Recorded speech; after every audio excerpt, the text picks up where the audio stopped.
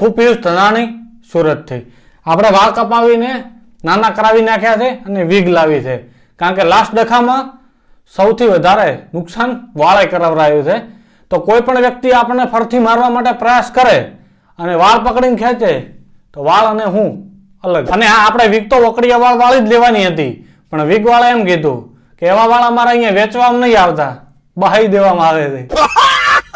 દોસ્તો, સુરતમાં આજથી 4-5 દિવસ પહેલા પિયુષ ધનાણી ઉપર હુમલો થયો, કારણ કે પિયુષભાઈ એક રોંગ સાઈડમાં આવતી વ્યક્તિને પાછું વળવા માટે વિનંતી કરી, પણ ભાઈ ના માન્યા ને તો પિયુષભાઈએ એક્ટિવાની સ્કૂટીની ચાવી લઈ લીધી, તો મોટો ડખો થઈ ગયો. આ ડખાનો વિડીયો તમને યુટ્યુબ ઉપર મળી જશે, જઈને જોઈ લેજો. પણ હવે સવાલ એ થાય છે કે પિયુષ ધનાણી કોણ છે? આ એક નોર્મલ વ્યક્તિ નથી, આ એક મહાપુરુષ છે, લાઈક ઉજ્જડ ગામમાં એરંડો પ્રધાન. સૌથી પહેલા પિયુષભાઈ એક ફેસ રીડર છે. છોકરીઓના બોડી લેંગ્વેજ જોઈને, એ બંનેના ચહેરાઓ અને એમની સ્કિન લાઇટ ના બધું જોઈને મને એવું લાગ્યું કે આ છોકરીઓ એ સૌરાષ્ટ્રના કોઈ જિલ્લા. બીજા નંબરમાં એક ડેન્ટિસ્ટ છે. સવાર, બપોર, સાંજ અને આ સિવાય જો નાસ્તો કરીએ છે તો તરત જ એ ખોરાક લીધા બાદ એ બ્રશ કરવું જરૂરી છે. ત્રીજા નંબરમાં પિયુષભાઈના હિસાબે એક મોટિવેશનલ સ્પીકર અને ડિજિટલ ક્રિએટર છે. ન્યૂઝ મીડિયાના હિસાબે સમાજ સેવક અને કરનાવરની નજરમાં પિયુષભાઈનો ઉદ્દેશ્ય બહુ સારો છે. મારો સપોર્ટ છે પિયુષભાઈના કામને, પણ એમની હરકતોને નહીં. પિયુષભાઈ પહેલા જ્ઞાન ફેલતા, મતલબ કે મોટિવેશન આપતા. એવું લાગે છે કે મોટિવેશન ઉપર કંઈક બુરી નજર પડી છે. પહેલા વિવેક બિંદ્રા, હવે પિયુષ ધનાણી. પિયુષભાઈ જ્ઞાન ફેલતા સોશિયલ મીડિયા ઉપર 2-3 વિડીયો મૂક્યા સોશિયલ વર્કના અને વાયરલ થઈ ગયા, અને પિયુષભાઈ બની ગયા સોશિયલ એક્ટિવિસ્ટ, કારણ કે વ્યૂ આવ્યા. વ્યૂ ઉપર આપણે પછી વાત કરીએ. પિયુષભાઈ સુરતની જનતાને રોંગ સાઈડમાં ના જવા માટે એક અવેરનેસ ચલાવે છે, બહુ સારી બાબત છે. પણ ડખો ક્યારે થાય ખબર છે? પિયુષભાઈનો એક નિયમ આડવાઈ જાય, સારો એટલી ઘડી સારો, બગડ્યા પછી હગા બાપનો નહીં. પિયુષભાઈ, તમે રોડ સેફટી અવેરનેસ નું કામ કરો છો, બહુ સારી બાબત છે, કરો. પણ કોઈના બાઇકની ચાવીઓ કાઢવાનું, એક્ટિવાની ચાવીઓ કાઢવાનું તુચ્છ કામ ના કરો. નહીતર કોઈક દિવસ પેલા બાપુને રોક્યા ને. બાપુનો એક જ પેટર્ન સવાલ છે કે રોકે એની માને આવા સસ્તા સમાજ સેવકોને આટલી હિંમત ક્યાંથી આવી જાય છે ખબર છે? પોઈન્ટ 1, સામેવાળી વ્યક્તિથી ભૂલ થાય છે કે ભૂલ કરે છે તો લાસ્ટમાં તો દંડ આને જ ભરવો પડે છે, આના સાથે માથાકૂટ કરીને.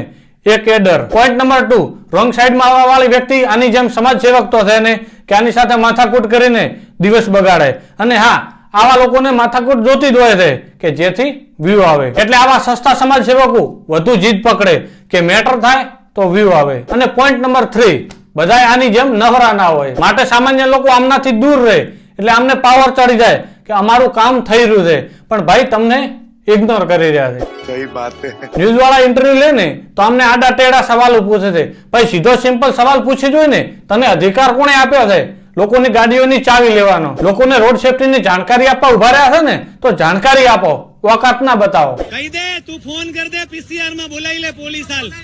તમારે આવી તોછડી ભાષા યુઝ કરવાનું ક્યાં આવે છે?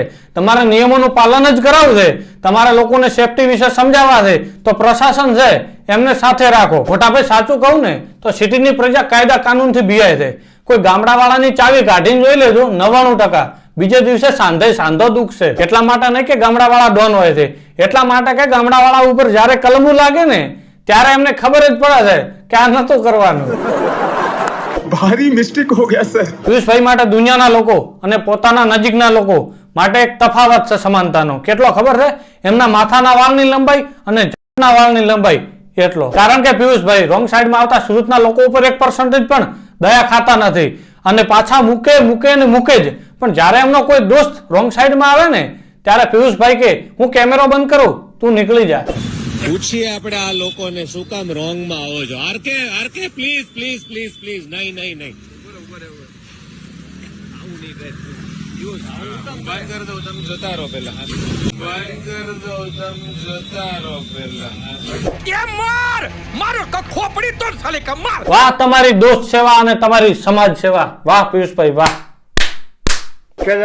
બહુ સારું કાર્ય કરી રહ્યા છો. આઈ સપોર્ટ કરો, પણ પ્રેમથી. અને હા, તમે બદલાવ લાવવા માંગતા જો તો પ્રશાસન ઉપર દબાવ બનાવો, સામાન્ય પ્રજા ઉપર નહીં. કારણ કે પ્રશાસન કામ કરશે ને ત્યારે જ બદલાવ આવશે, તમારી દાદાગીરીથી નહીં. સહી પકડે હે. તો દોસ્તો, ચાલો આપણે જોઈએ કે પિયુષભાઈ સામાજિક વર્ક કરે છે કે પર્સનલ વર્ક કરે છે. દોસ્તો, જો પિયુષભાઈને રોડ સેફટીનું મહત્વ અને બદલાવ લાવવા માંગતા હોય તો મારા માનવા પ્રમાણે એમને યુથને એક્ટિવ કરવા જોઈએ. તો આજકાલનું યુથ સૌથી વધારે 3-4 પ્લેટફોર્મનો ઉપયોગ કરે છે, જેમ કે સ્નેપચેટ, ઇન્સ્ટાગ્રામ, યુટ્યુબ અને ફેસબુક. પણ આપણા યુવા સોશિયલ એક્ટિવિસ્ટ પોસ્ટ કરે છે ફેસબુકમાં. કારણ ખબર છે? વ્યૂ. ભાઈસરનું ફેસબુક એકાઉન્ટ જોઈએ, તેમાં 47,000 ફોલોવર અને વ્યૂ બધા વિડીયોની અંદર મિલિયન આસપાસ. ઇન્સ્ટાગ્રામ, યુટ્યુબ, સ્નેપચેટમાં એક પણ વિડીયો પોસ્ટ થતો નથી. તો આના ઉપરથી એવું કહી શકાય કે આપણા પિયુષભાઈ ફેસબુકની અંદર જે લોકો છે ને એમને અવેર કરવા માંગે છે, એમને રોંગ સાઈડમાં ના આવવા માટે વિનંતી કરવા માંગે છે. પણ અત્યારનું યુથ તો બીજા પ્લેટફોર્મ ઉપર એક્ટિવ છે. પિયુષભાઈ ફેસબુક છોડીને યુટ્યુબમાં પણ સમાજ સેવા કરવા માટે આવ્યા હતા. એમની 2 ચેનલો છે.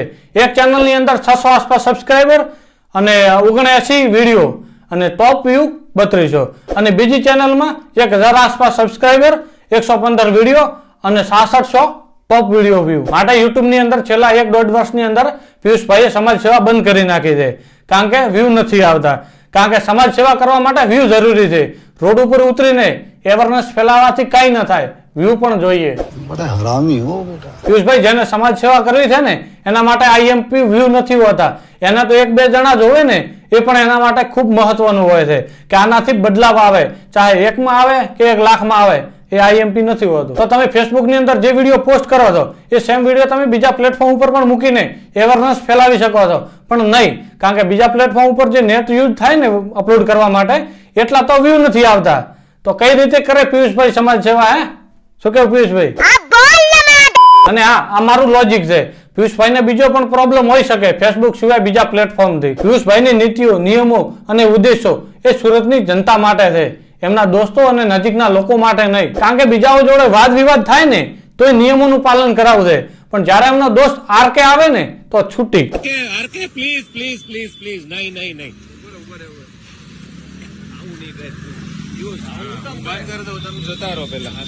ये फंस गया કે આપે સૌરાષ્ટ્રવાસીઓને રોકેટ કહ્યા છે. મેં સૌરાષ્ટ્રવાસીઓને રોકેટ કહ્યા છે એ આરોપ બિલકુલ ખોટો છે. મેં રોંગ સાઈડમાં જનારા લોકોને રોકેટ કહ્યા છે. ये सब दोगलापन है. मैं तेरा दोगलापन उतारता हूँ. સુરતી લોકો કાઠિયાવાડીને રોકેટ કહેતા હતા, ત્યારે મને બહુ જ દુઃખ લાગતું હતું, મને એના ઉપર ચીડ આવતી હતી. આજે હું સંપૂર્ણ જાગૃત અવસ્થામાં 8 ઓગસ્ટ 2022ના રોજ હું કહું છું કે હા, કાઠિયાવાડી રોકેટ છે. અને રોકેટનો મતલબ આકાશમાં જવાવાળું રોકેટ નહીં. રોકેટનો મતલબ ગમે ત્યાં ઘૂસી જવું. દીકા, હવે કવર કરવાથી કઈ ન થાય કે હું આમ કહેવા માંગતો હતો, તેમ કહેવા માંગતો હતો, વગેરે વગેરે.